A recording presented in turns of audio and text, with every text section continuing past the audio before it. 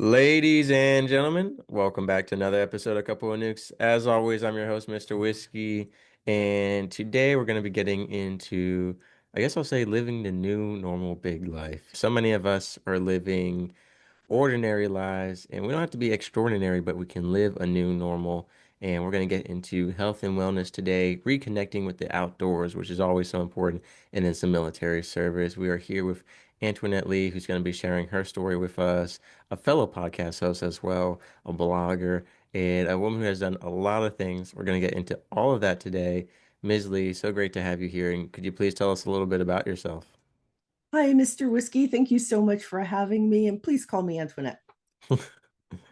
All righty, I got you. Just don't call you ma'am because you work for a living, right? I actually love being called ma'am because I'm very traditional, so I don't mind it at all.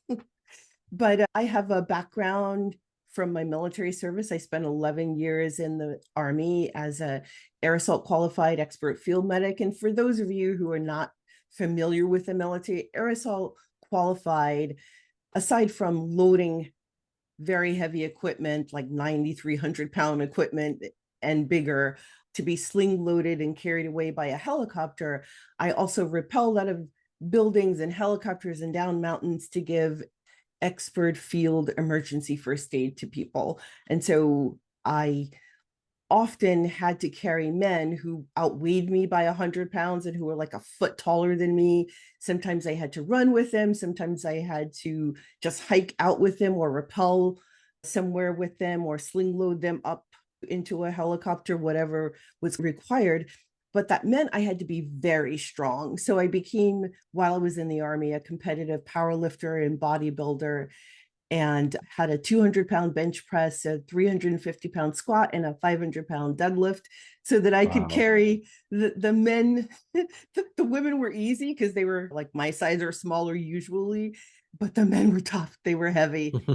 And I like to make a lot of jokes about that with them because it made them feel better at the time. Like, I'm just going to rub some dirt in your wound and you'll be okay. Or even though they were super fit, I would say that they're overweight and they need to go on the overweight program just to make them laugh and take some of the anxiety I'm sure they must have been feeling about being so injured that they needed to be carried by someone. So the reason I say that is because when I was in the military, I was sort of the hero of my own story, right? I was well respected leader, part of the staff sergeant mafia. If you don't know what that is, I'll tell you. It's just a collection of staff sergeants that we all work together, no matter which unit you're in or what kind of job you do, we just get stuff done. And so we were affectionately called the staff sergeant mafia. And I was a competitive athlete. I was winning trophies for my unit. And then I got injured. I suffered a traumatic brain injury, a spinal cord injury. And by the time after I left the military, I went into tech. I was also an infection control disease prevention officer while in the Army, but I didn't want to stay in healthcare. I wanted some new adventure. So I went into tech, made it all the way up to tech CEO. But with every passing year, my military injuries and the conventional medical treatments for those injuries made me sicker and sicker until I didn't leave my home for 18 months. I was using a walker, a service dog, and a full time caregiver, and I thought I was not going to live to see another day. Yeah, I was thinking on a more positive note, going back to the Staff Sergeant Mafia.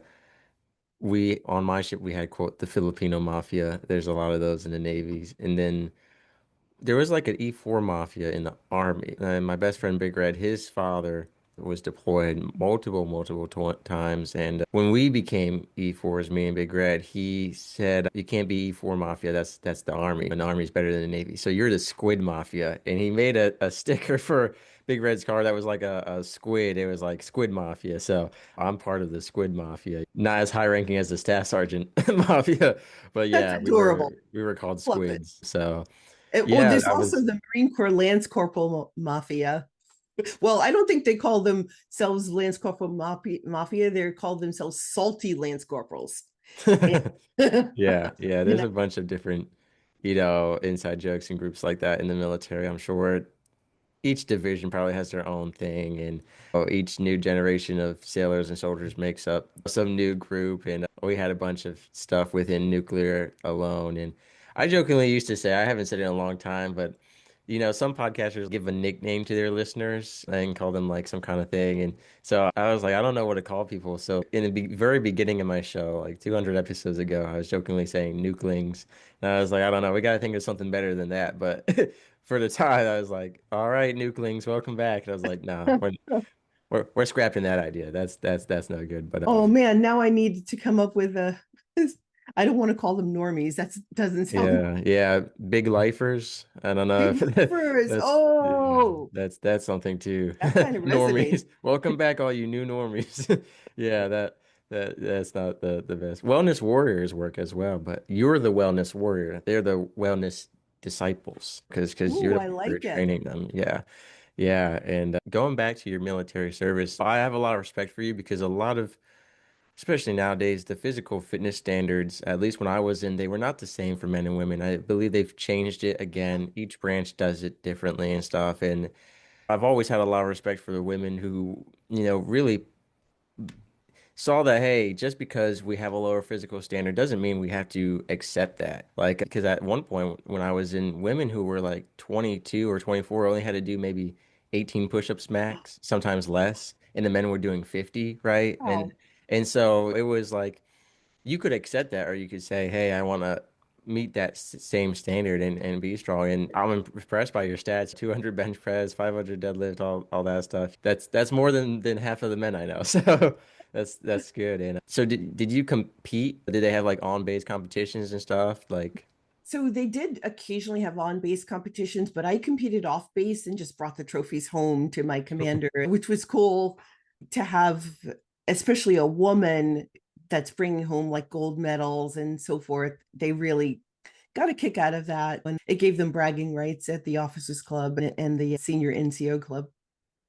yeah, my sister, she was the first female in 5 years to get picked up for a special like sub rate because of her physical fitness qualifications, and she got into powerlifting, and she would compete on base and off base, but she said some 40-year-old CrossFit mom would always just show up and then just like bench double of everyone with a tight ponytail. She's like, I can't compete with this. There's always some 40-year-old who shows up and just out benches everyone. Wow. So. Yeah, goals there. And now you mentioned getting injured. So your injuries, were they from serving on a mission or how were they related to the military? Yes, so I was on a mission in Korea. I don't really have a first-hand knowledge of what happened to me. I don't have a memory of it. I don't even have memories of the week leading up to the accident. Wow. But I had both American soldiers and Korean soldiers. We call them Korean Auxiliary to the United States Army, or KATUSA soldiers, that were under my leadership, and I was a platoon sergeant, the only woman in the platoon, and these people were under my command. Initially, my Korean soldiers refused to follow me. In fact, one said, well, several said, my dad still walks 10 paces behind my mother. I can't follow a woman, I'll lose face. And so I just Mm. kind of did it prison style. I went up to the biggest one and said, "You're not going to what?" And he goes, "I'm not going to follow a woman." So I squat down, I picked him up by his hips and tossed him over my shoulder like a sack of potatoes. And then said, "Now who's not going to follow me?" And everybody just jumped in line. So from there, now, you can establish your leadership dominance through force or through goodwill. So I had an opportunity to establish my leadership through goodwill with my Katusas, because one of my Katusas needed a medic to go on to this special training with the Republic of Korea, rock soldiers, they call them. And being an expert field medic who did not know how to rappel at that time, I did later go to aerosol school, served as his medic as a favor to him. He asked me for this favor, and I jumped at it because I wanted to establish some goodwill with my troops. And so I was not rescuing him, I was rescuing someone else. Multiple people got injured that day, and all the medics were tied up. And even though I was there to provide his own medic, it was kind of the conditions of the training. He had to bring his own medic. the way he explained it to me. And I was helping out the other Katusa soldiers and slipped, fell, hit my, well, not, I didn't fall. I slammed into the mountain, hit my head. I was wearing a Kevlar helmet. You can tell I'm Gulf War era by the Kevlar helmet. And so it protected my head, but I still sustained a brain injury. And I was unconscious for so long, they thought I didn't make it. They thought I didn't Wow. survive. I also hit the wall a second time and I broke my back. But somehow, before they could rig up another line and rappel down to me, I was able to I regain consciousness and had the presence of mind to right myself and rappel down. And then I collapsed and woke up. The next memory I have is I was actually about to leave the hospital. I don't really remember all the things in between. Wow. I hate to say the no good deed goes unpunished. And here you are trying to do a favor for other people and then boom. And so is that Never why volunteer. yeah, so did you get out right after those injuries or you stayed in? I stayed in. And so initially, and brain injuries are so tricky in that Yeah. I had lots of pain because of the broken back. But what saved me was that I was so muscular. I had so much muscle protecting my spine that it could have been a lot worse. But the brain injury, I immediately started to see slight changes like word recall, making new memories. I became slightly colorblind and I didn't have depth perception for almost immediately. I had lost some of my depth perception. So those were injuries, disorders, dis-ease that I could manage with occupational therapy, physical therapy, and those kinds of things. And so I went through all those therapies and then eventually went back to my normal work. But over time, I just got worse and worse and worse. And till ultimately I was out of the military, living my best life, having, despite having a brain injury, I went back to school and got an MBA, which was very difficult with a brain injury. But I had made it. I was a woman, a tech CEO. I'll be 58 in November, but even I've always been mistaken for someone who looks younger. Even now, I'm a sponsored adventure sports athlete, and they gave me, I got my first offer of sponsorship when I was 53, lots of offers at 53, and they thought I was 35. They had my age reversed. I came clean and said, "Oh, I'm 53. Would you still sponsor me?" And they were like, "We want you even more now that because you don't look your age." So the injuries ultimately became so severe that I thought I was going to die. But when I lived, I decided I was going to take my own health into my own hands and use natural medicine with some integrative medicine. So a little bit of allopathic medicine, but mostly just naturally heal myself. And I did. Okay, yeah, because I was just curious about 11 years, you're over halfway to retirement. So if that was medical or you had to make a tough decision and how that kind of worked. Well, so I knew that the chances of being able to re-enlist were probably slim because it was getting, even though I was still excelling at the Army standards for a woman, I don't even know what the PT standards for a woman are because I always looked at the male standards and said, if I have to carry a man on my back, I should meet those standards, right? So Right. I never even considered what the female standards were. And I knew that I couldn't continue to meet those standards because my health was declining. And so, in addition to the broken back and all those things and all the complications from the medications, up to 20 medications at one time, I developed an autoimmune disease, a lupus like autoimmune disease. And then I got valley fever, and then I got listeria. And it was just one thing after another.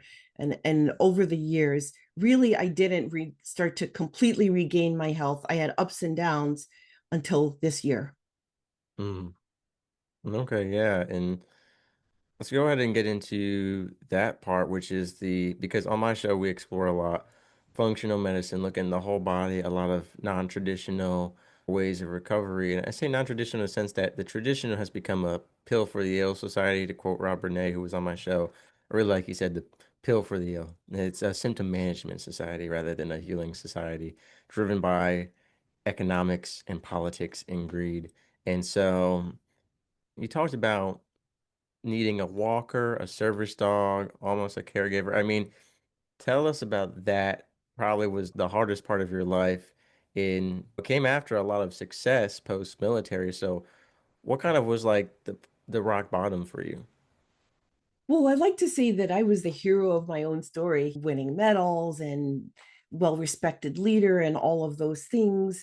And then getting out of the military, I did have to make a hard decision, but my parents kind of made it a little bit easier for me. I didn't think I would be able to re-enlist because I was suffering so much and I was really trying to hide and mask my symptoms from my chain of command. But my parents both became very ill, and I was their power of medical and general power of attorney. And often I was in the field, and it would take days before the Red Cross could find me. And I needed to make some kind of life changing medical decision for one of my Mm. parents. And so I finally had to tell my command about both my health challenges and my parents.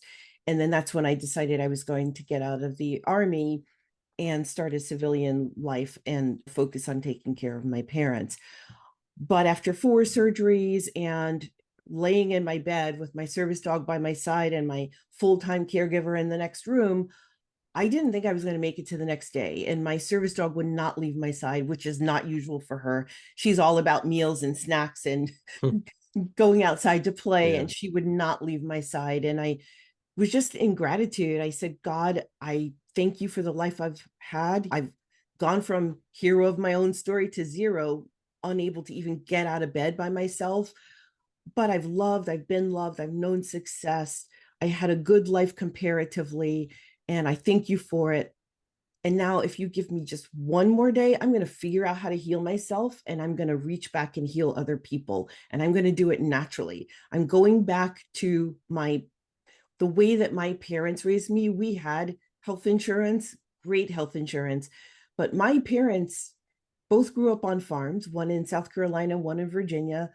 So my Western wear is not an affect. I ride Western dressage and I'm an outdoors woman and a sponsored adventure sports outdoors woman. So it's authentic. I live in the woods, in the North Woods, as a matter of fact, with my guy who's also a Marine Corps veteran. I mean, who's also a veteran, and he did 2 tours kicking indoors in Iraq with 3rd Marine Division. So shout out to my fellow Marine Corps sweethearts, those of us who love a Marine.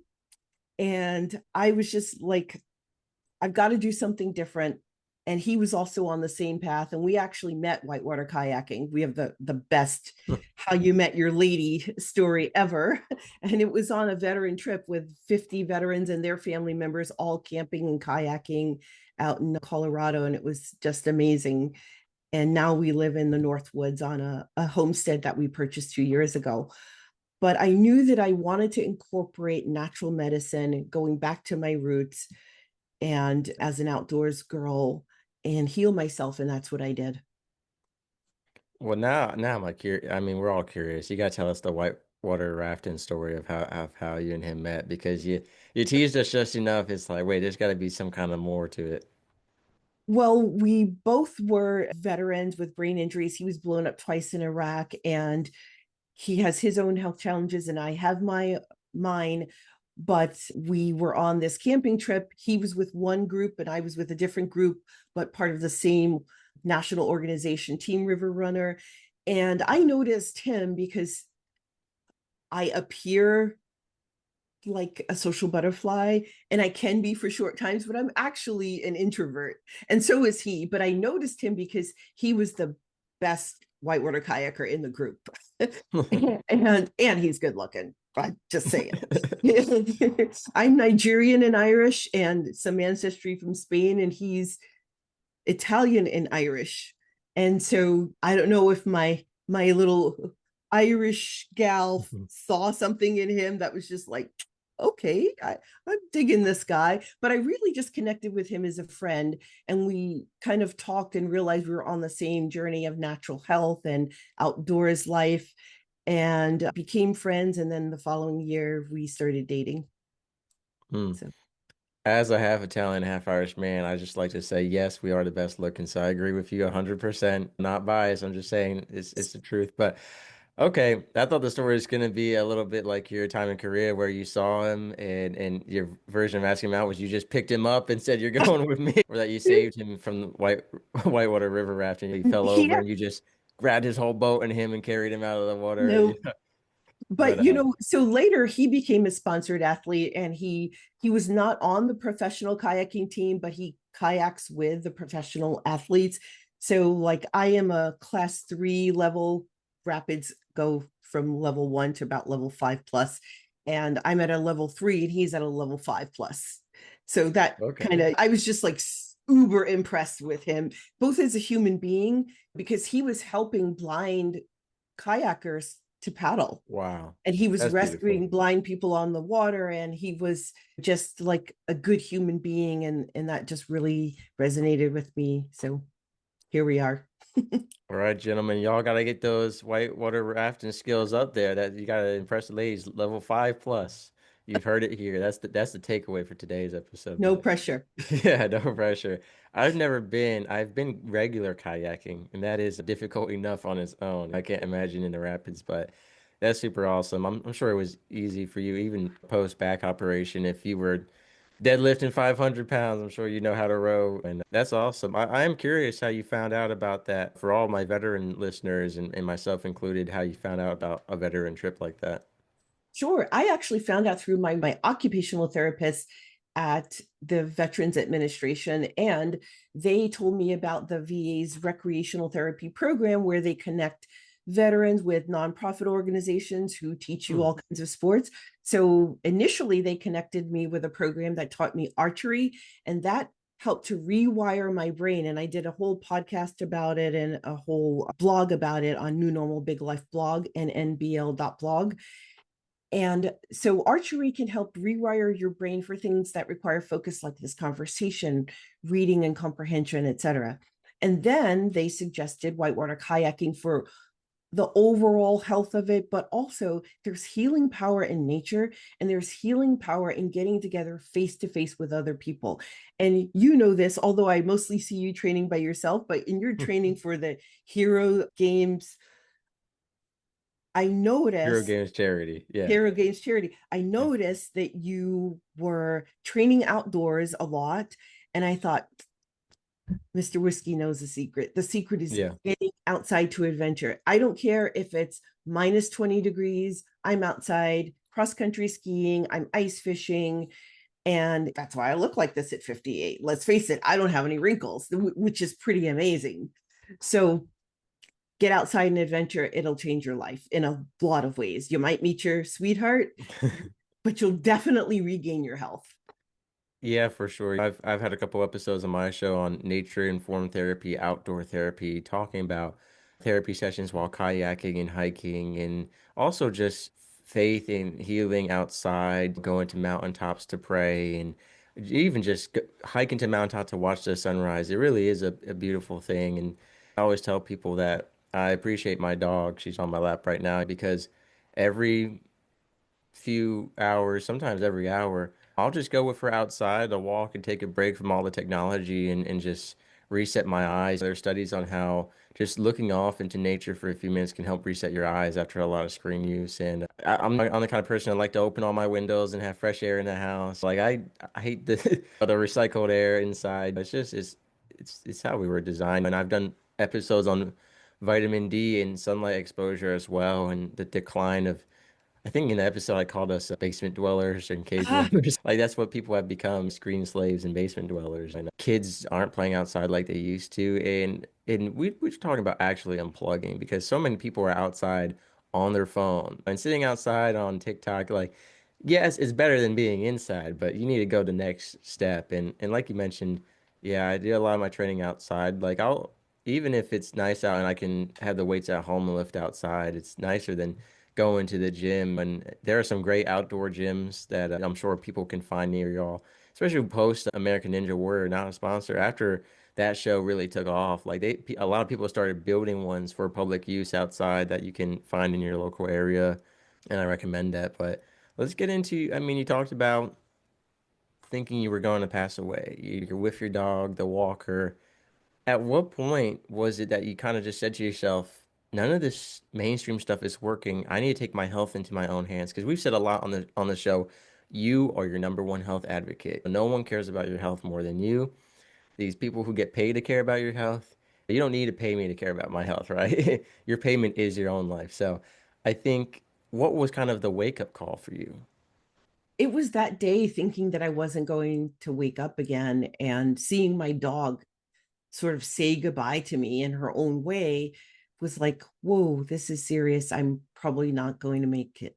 Because at that time, I could only tolerate small sips of clear broth and water. And my doctor told me at my next appointment, if I'm still not able to eat, I have to go, I would be admitted into the hospital.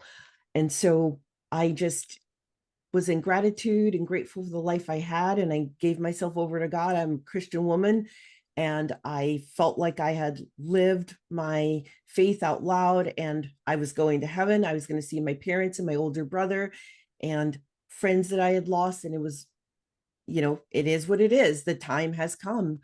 But God, if I get one more day, this is what I'm going to do with it. I'm going to create my new normal, envision the life that I want. Who am I going to be? Not who my NBA program said I should be, or my family said I should be, or society says I should be. Who am I going to be? And at my core, when I was 4 years old, I knew that I was an outdoors person. I knew on my mother's family farm that this is the life that I wanted to live. It was something already inside me. And my parents didn't like it. They sent me to school for one solid year every Sunday. I spent after church the entire day at debutante school. They said they wanted to train the wild out of me. It kind of worked. When I became a corporate CEO, it was great to have all those skills because you needed them when you're with the wealthy and connected, right?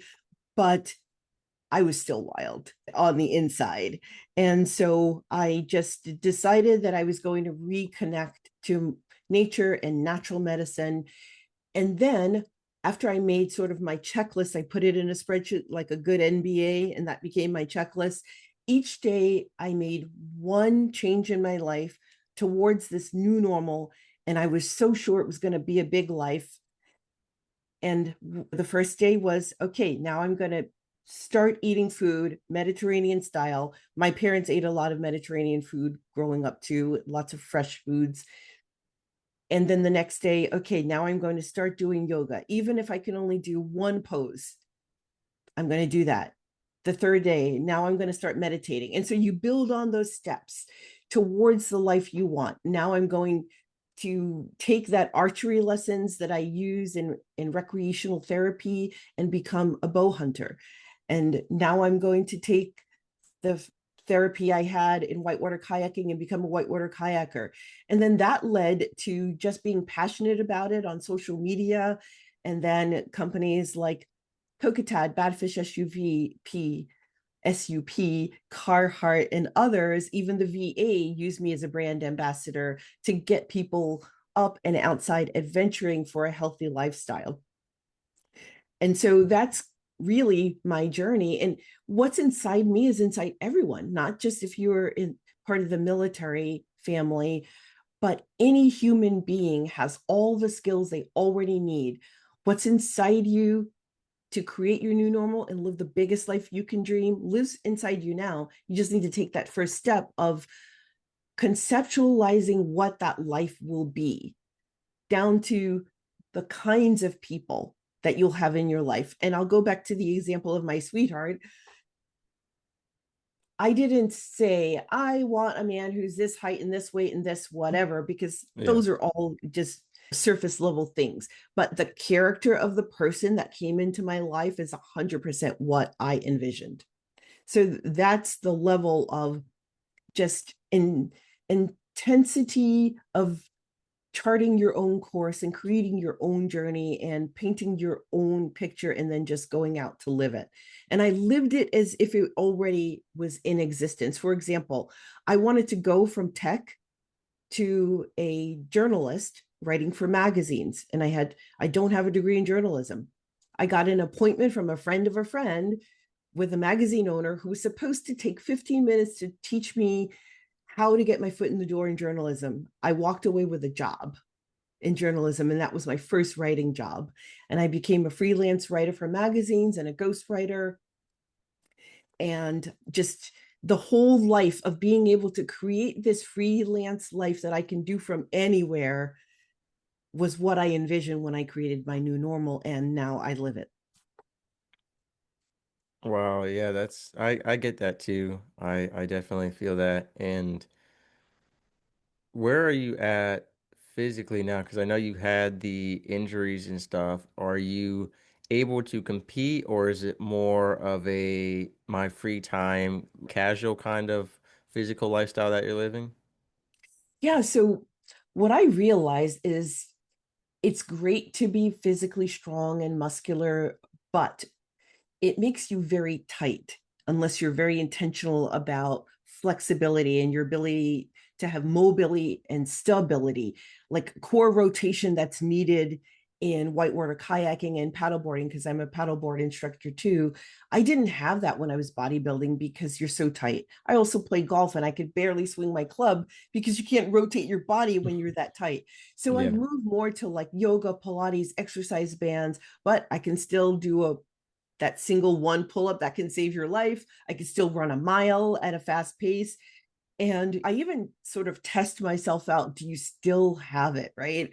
So, of recently, like I say, I live in the backwoods and there is no help coming. There's no cell service. You have to be your own rescue.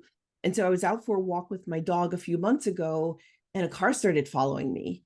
And so I sprinted ahead, hid, and then I realized I probably can't get into a knife fight right now because I am really tired. I have to stay hidden. And so it's going to be really important to keep my dog quiet so this person doesn't find me, because I could hear them driving really slowly looking for where I might be. And that was a little bit of a wake up call that I need to step up my fitness game a little more so that if I had to run pretty far, I think was, well, far when you're 58 is a mile. Yeah. And to get myself to safety and then also to hide because I couldn't fight at the time and I didn't know that person's intentions. So I have stepped up my fitness a little more, but right now it's more of just I live on a rural property. I need to be able to consistently lift 100 pounds by myself or more with my partner. And oh, I can't believe I just used that word because I never say partner, but my sweetheart. We're not married, but he's more than a boyfriend. And my training is focused on living that adventure sports lifestyle and the kinds of things that I need to do to stay mobile and agile as I age. So now I have, together with my boyfriend, we run a nonprofit called the American Adventure Sports Club, or aasc.org, and we provide no cost adventure camp and programs for youth through seniors to give back to the communities. It's a national program. We started it in northern Colorado when we lived there. And so I'm sorry, I forgot where I was going with that, but you can get me back on track. Yeah. I was gonna ask if you partake in equestrian activities at all, or if that's not possible with your back. Oh no, I rode Western dressage until I moved out to the Midwest. My horse name is named Bo. He's at a riding school for children on the spectrum and at-risk children now because he's just too old. That my last year riding him was probably the last year that an adult could ride him. So getting our homestead up and running is the priority, but I do plan to get a horse again. Okay, yeah. And now, at what point, because both you and your sweetheart seem to be very service centered and serving community and giving back. So, at what point, when you were living your new normal big life, were you like, hey, blogging, podcasting, teaching others about this? When did that all kind of come into reality? I think by 2020, I had developed enough knowledge about how to heal yourself from the inside out and how to do it mostly naturally was when I felt I had the confidence to start teaching other people. My boyfriend and I had been helping each other because he had a body of knowledge and I had a body of knowledge. By then, by 2020 is when I felt like I can start teaching. And I started teaching it through the adventure camp, teaching the youth and the adults that came to our programs how to not only get outside and adventure, but how to heal themselves naturally. And that was sort of the start of my journey. But 2025 is when I really stepped up my game with the blog and the podcast. Alrighty, yeah. And what are your kind of future plans and projects coming up here with both the show, the blog, and just in life in general? Oh well, I'm almost afraid to say it out loud, but I've been in talks with a auto brand and with an RV brand, and hopefully I'll be their adventure sports brand ambassador. And my hope is that we'll take that RV around the country and have adventures for veterans and their families and just kind of get together because the veteran community over the past, I'd say maybe 10 years, really has been sort of adrift, to use a Navy term. We had these great online communities and then they started breaking up. I don't know, part of it I think was censorship, part of it was I don't know what else. I know that in the media veterans had been villainized to the point where my male veteran friend said that I am undateable. Women put in their dating profile, if you're a veteran or you're holding a dead fish, don't even bother. Yeah, for sure. Ladies, the fish in the photo is not dead. It's just so calm in that angler's hands that it appears dead, but we release it back to the water. Just an FYI. But in my own personal life, I had women friends who said, one in particular, who I had taken care of after surgery when she didn't have anyone, told me she couldn't be my friend because the news the night before told her if you have a veteran in your life, you're inviting danger into your life and I can't be your friend anymore. So we have Wow. been systematically villainized Hmm. throughout American society, and it was just individual veterans floating around kind of doing their own thing like Matt and me. But through online communities on X. I don't know if Instagram has this. I just started my Instagram profile this week, but on X, I'm one of the moderators in a large veteran community where called Veterans United on X. And we support each other. We do a weekly buddy check every Wednesday. And on a daily basis, we kind of get together online and just do what veterans do, which is a lot of fun. And I've gained so many veteran brothers and sisters through that program. And it's really nice to have that camaraderie back again, because what I missed the most about the military was the camaraderie. I just missed having my brothers and sisters with this shared experience who they don't need you to do a lot of explaining because they already know, right? And so that's one of the reasons why it was so great getting into a relationship with another veteran, because I don't Yeah. have to do a lot of explaining. He doesn't have to do a lot of explaining. We just one look and we already know. Yeah, I agree with the villainization aspect. And I experienced that while trying to date online and while still active duty. But yeah, as a veteran wasn't as bad. Active duty was pretty bad, but even as a veteran, been told like this one is the worst. Baby killer. A lot of veterans are being called baby killer, and it is just a shame. And that's a whole can of worms on its own, so to speak. And it is a shame that people were like, "Oh, we've really changed from the Vietnam era, and we feel so bad for how we welcome the Vietnam veterans back." And then I don't think it has changed much. I think in some ways it's worse than the Vietnam veterans. People will say thank you for your service and there's discounts, but there's a lot of hate, and the country's kind of been divided into two. So you could say it's not 50-50 split, but basically half the country is against the military and veterans and active duty members, all while they drown in their privilege and these men and women are out there dying. And I've done a lot of episodes with a lot of veterans who were actively combat deployed, and hearing their perspective is really amazing. Like yesterday, I was recording with a prestige doctor from the military, and he was talking about he's out there with these people. He was picking them up in the medevac chopper and doing some first response stuff on them. And their main concern was, are my buddies alive? Who else got hit? This and that. And how's the pain? Don't worry about that. Are my buddies alive? What's going on with the mission, right? Then he comes back here into the civilian world, tries to integrate as a doctor, and he's got people saying their pain is a 10 out of 10, a 12 out of 10 for the most minor injuries and being selfish. And he shared a story that just was like so humbling about people's selfishness and privilege in America. And people hate when I say this, but it's so true. It's like everyone who hates America refuses to leave it. So it's Yeah. like it's just the Amen. irony, the irony. And if we couldn't do this, but I sometimes imagine we're like, all right, let's just have the whole military boycott for a few days, see what happens, and see how everyone reacts. But obviously, that would endanger a lot of people, so we can't do that. But it's like it's not like the other jobs where you can just like, all right, let's all disappear and see how they feel and make them realize. So. Unfortunately, it's one of those situations that something really drastic would have to happen for them to be like, oh, shoot, I'm glad we have the military. And obviously, we don't want that or pray for that. But yeah, so you're doing the new normal big life, the podcast, the blog, obviously, a lot of information. I was scrolling through your website, a ton of stuff. But for right now, for right here, what would be your one big message, your one normal big message to everyone to take away? And then, of course, they can follow up with your website and blog and podcast to find out a lot more. But right now, what if you could only tell them one thing, what would it be?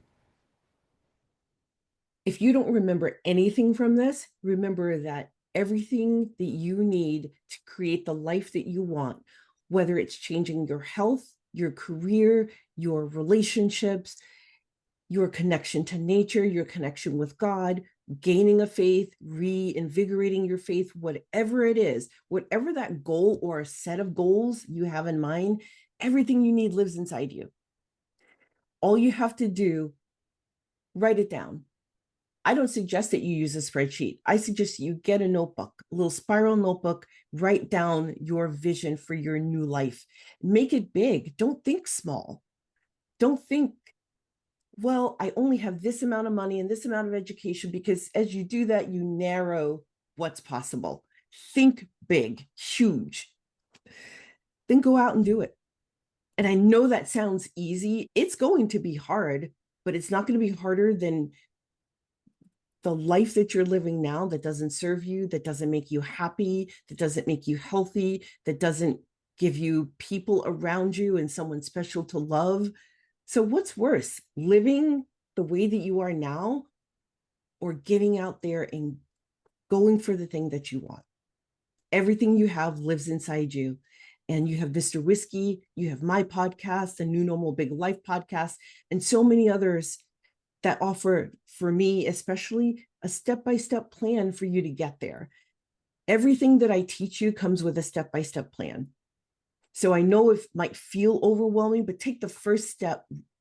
As soon as you close this episode, take the first step to start creating your new normal and live the biggest life you can dream. I'm rooting for you.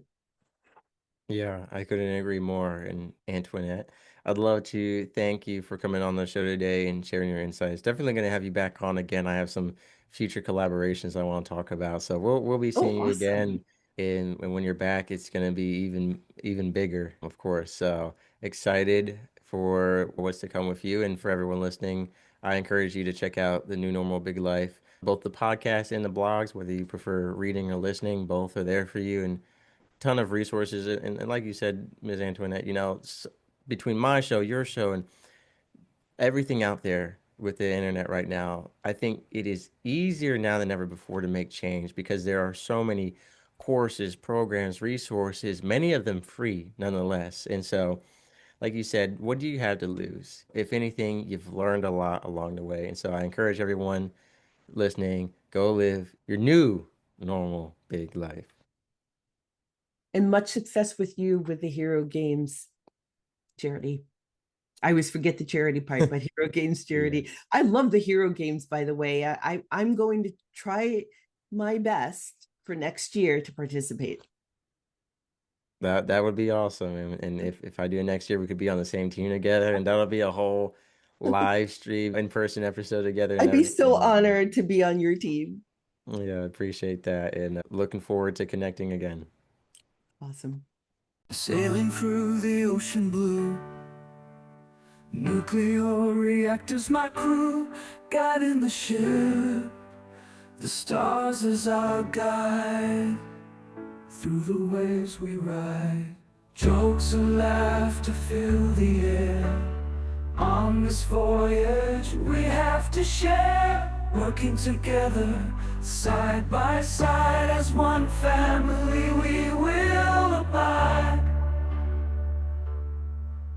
In the heart of the ship we reside, nuclear operators with pride, powering the vessel with every stride. Our mission, a source of great pride.